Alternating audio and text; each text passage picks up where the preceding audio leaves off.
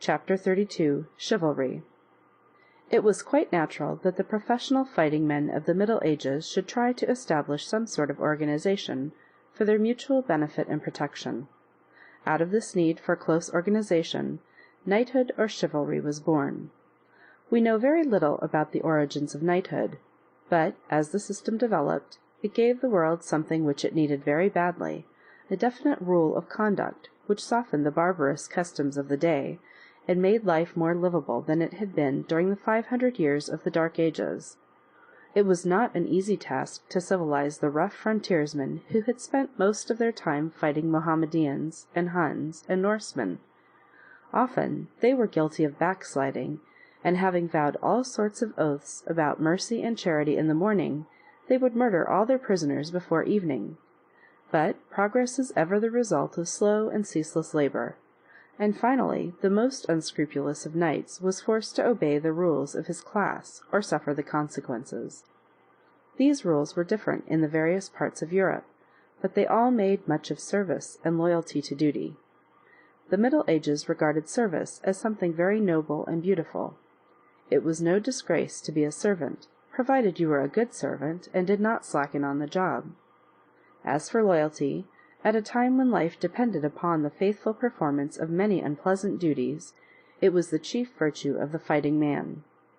A young knight, therefore, was asked to swear that he would be faithful as a servant to God and as a servant to his king. Furthermore, he promised to be generous to those whose need was greater than his own.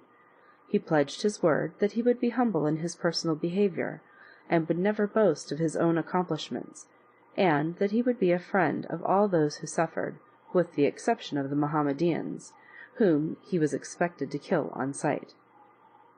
Around these vows, which were merely the 10 Commandments expressed in terms which the people of the Middle Ages could understand, there developed a complicated system of manners and outward behavior. The knights tried to model their own lives after the example of those heroes of Arthur's Round Table and Charlemagne's court, of whom the troubadours had told them, and of whom you may read in many delightful books, which are enumerated at the end of this volume. They hoped that they might prove as brave as Lancelot and as faithful as Roland. They carried themselves with dignity, and they spoke careful and gracious words that they might be known as true knights, however humble the cut of their coat or the size of their purse. In this way, the order of knighthood became a school of those good manners which are the oil of the social machinery. Chivalry came to mean courtesy, and the feudal castle showed the rest of the world what clothes to wear, how to eat, how to ask a lady for a dance, and the 1,001 little things of everyday behavior which helped to make life interesting and agreeable. Like all human institutions, knighthood was doomed to perish as soon as it had outlived its usefulness. The Crusades, about which one of the next chapters tells, were followed by a great revival of trade. Cities grew overnight. The townspeople became rich, hired good school-teachers, and soon were the equals of the knights.